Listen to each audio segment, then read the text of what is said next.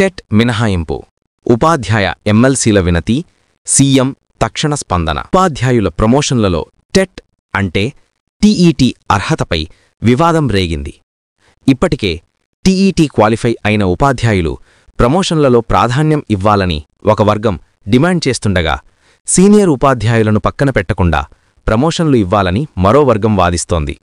ఈ రెండు వర్గాల మధ్య విభేదాలు పెరగడంతో సుప్రీంకోర్టు తాజా తీర్పుపై ఉత్కంఠ నెలకొంది.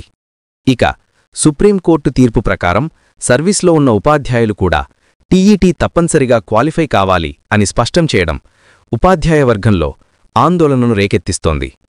ఈ నేపథ్యంలో గౌరవ ముఖ్యమంత్రి రేవంత్ రెడ్డి ఆధ్వర్యంలో జరిగిన తెలంగాణ విద్యా విధానం అంటే టీపీఈ రూపకల్పన సమావేశంలో ఉపాధ్యాయ ఎమ్మెల్సీలు ఏవీఎన్ రెడ్డి, మల్క కుమ్మురయ్య, పింగిలి శ్రీపాల్ రెడ్డిలు హాజరయ్యారు.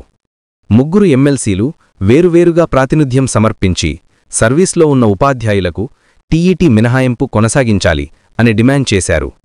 అవసరమైతే తెలంగాణ ప్రభుత్వం తరఫున సుప్రీంకోర్టులో రివ్యూ పిటిషన్ వేయాలని విజ్ఞప్తి చేశారు.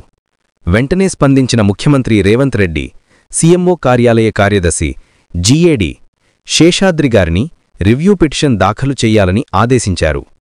విద్యాశాఖ ఉన్నతాధికారులు, తెలంగాణ విద్యా కమిషన్, తెలంగాణ విద్యా విధానం కమిషన్ చైర్మన్ మరియు సభ్యులు సమావేశంలో పాల్గొన్నారు.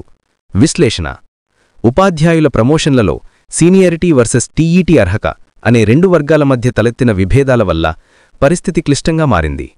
సుప్రీంకోర్టు తీర్పుపై ఉపాధ్యాయ వర్గంలో ఉత్కంఠ కొనసాగుతుండగా, సీఎం తక్షణ స్పందన కొంత ఉపశమనం కలిగించినా తుది ఫలితం రివ్యూ పిటిషన్ తీర్పుపైనే ఆధారపడి ఉంటుంది.